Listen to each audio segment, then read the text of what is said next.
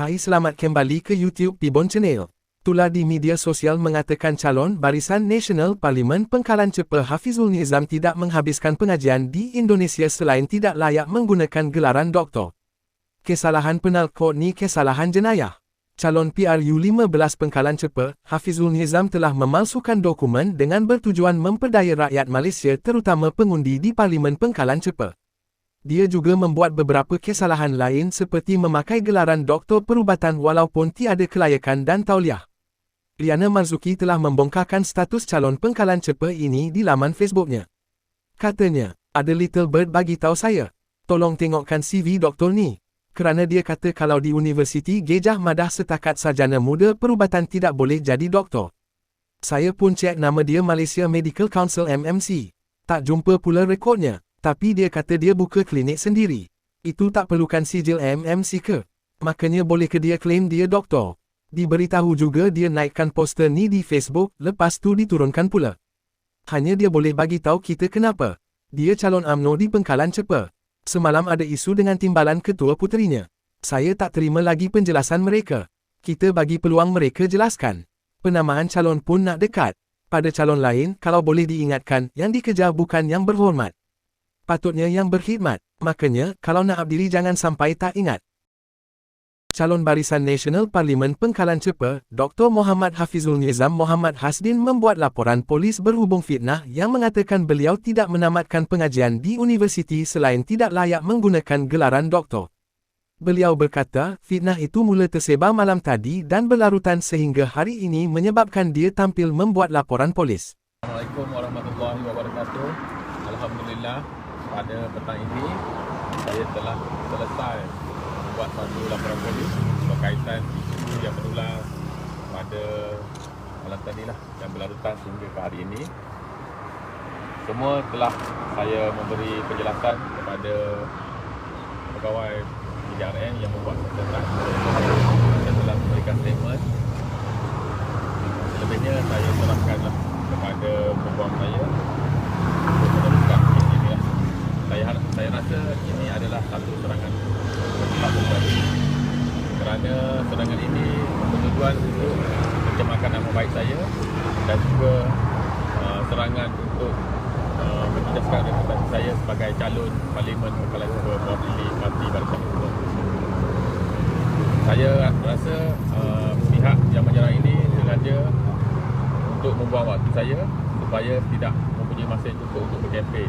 Jadi saya mengambil jalan yang mudah, iaitu saya menyerahkan sepenuhnya kes ini kepada pihak luar. Perkongsian seorang senior doktor dan ahli pengarah MMC Dr. Suhazali Abdullah di laman Facebooknya mengenai penggunaan gelaran doktor di bawah Akta Perubatan 1971. Moga terbuka minda yang tertutup dan propaganda yang dibuat seolah-olah ramai yang maksum. Kata Dr. Suhazali Abdullah, bagi gelaran doktor terdapat segelintir manusia cuba mengambil kesempatan. Ini kerana doktor itu mempunyai lesen untuk beramal. Pendek kata, doktor mempunyai hak untuk menentukan diagnosa dan merawat penyakit.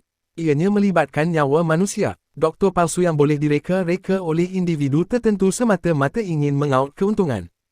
Akta Perubatan Malaysia 1971 menyatakan dengan jelas berkaitan penyamaran gelaran doktor ini. Seseorang yang tidak berdaftar dengan Majlis Perubatan Malaysia. 1. Tidak boleh mendakwa mereka itu berdaftar. 2. Tidak boleh menggunakan gelaran tabib, doktor perubatan, siswazah perubatan dan pembedahan, sarjana muda perubatan, pakar bedah, pengamal am atau apotekari, farmasi. 3. Tidak boleh sengaja memakai nama atas kefahaman bahawa dia itu seorang doktor atau gelaran yang sepadannya seperti termaktub dalam klausa akta.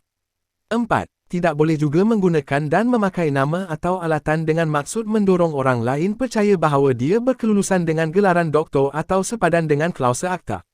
Contoh ringkas alatan yang sinonim dengan doktor adalah stetoskop yang digunakan bagi memeriksa pesakit.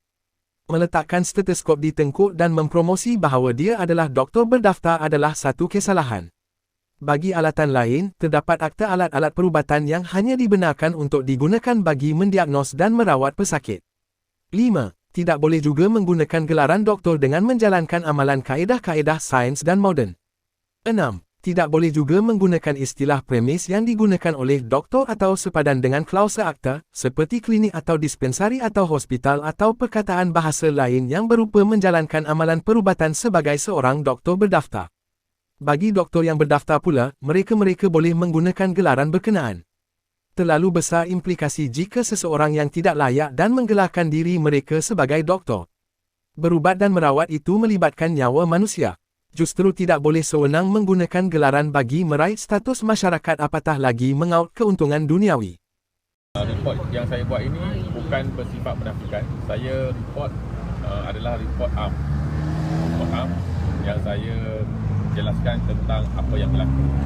Selebihnya boleh rujuk pihak peguam saya lah. Kata Liana Marzuki di laman Facebooknya lagi. Ada seorang calon yang klaim dia doktor, tapi namanya tiada dalam database Malaysia Medical Council. Orang ramai dah cek, tetap sama, namanya tak muncul. Saya buat posting 2 hari lepas bagi tahu fakta. Kita bagi peluang dan minta dia buat penjelasan. Saya juga katakan di Uni Gajah Mada, programnya 4+2 tahun, 4 tahun untuk ijazah perubatan dan 2 tahun untuk mat medical doctor. Makanya kalau stage 1 saja dia habiskan, dia tak layak jadi doktor pun. Housemanship pun tak boleh buat. Hari ni dia buat laporan polis. Katanya saya fitnah. Fitnah tang mana kalau nama dia tiada dalam database MMC. Tak layak nak praktis. Katanya pula dia ada 2 sijil ijazah itu dan dia sudah serahkan kepada pihak polis. Tapi yang pelik bin ajaib, rekod dia dalam database pendidikan tinggi Indonesia tunjukkan status mahasiswanya direkodkan hilang. Saya tanya kawan-kawan di sana, itu menunjukkan dia tak habis belajar. Maknanya, bukan saja dia tak ada rekod dengan MMC, tak boleh jadi doktor. Rekod di Indonesia juga tunjukkan dia mengaji tak habis. Atau macam mana? Pesanan saya, jangan gunakan polis untuk tindas rakyat biasa yang bersuara. Polis kita wibawa. Macam mana dikatakan fitnah kalau bukti dalam saluran rasmi ada? Bukan yang kami buat-buat. Ini baru level calon, kalau dah jadi menteri, macam mana pula? Saya sedia hadapi tindakan yang dibuat, kerana berani kerana benar. Kena ingat, buat laporan polis palsu juga, boleh kena penjara. Katanya lagi, ini ijazah yang disebar luas. Dikatakan kepunyaan doktor tersebut. Saya juga dengar press conference dia semalam. Di depan balai polis. Bila ditanya reporter, boleh tunjuk sijil ijazah beliau, beliau kata, tak perlu. Ada pada lawyer, makanya kita tak tahulah betul ke ijazah viral ni ijazah dia. Sitro UMNO dah buat kerja tampal merata. Saya rasa lebih afdal dia tunjuk sahajalah ijazah yang ada. Apa yang nak malu? Ini yang saya dapat sijil ori Uni Gajah Mada dan datanya dalam KPT. Orang Indonesia, jauh beza benar dari yang disebarkan. Mungkin dah berbeza format. Makanya, kalau kita ditayangkan dengan kelaku sebegini, kita nak penjelasan saja. Senang cerita, apa yang susah sangat? Awak tu nak jadi wakil rakyat. Kalau benda macam ni duk ugut rakyat, mendatang lagi teruk dikritik bertingkat-tingkat. Laporan polis yang telah dibuat oleh doktor sudah tadi adalah berkenaan dengan beberapa posting-posting di Facebook dan juga di Twitter. Jadi kita telah maklumkan kepada pihak polis berkenaan apa yang telah dipostkan dalam Facebook dan juga Twitter dan apa sebenarnya perkara sebenar berkenaan dengan kelayakan doktor, berkenaan dengan gelaran doktor tersebut.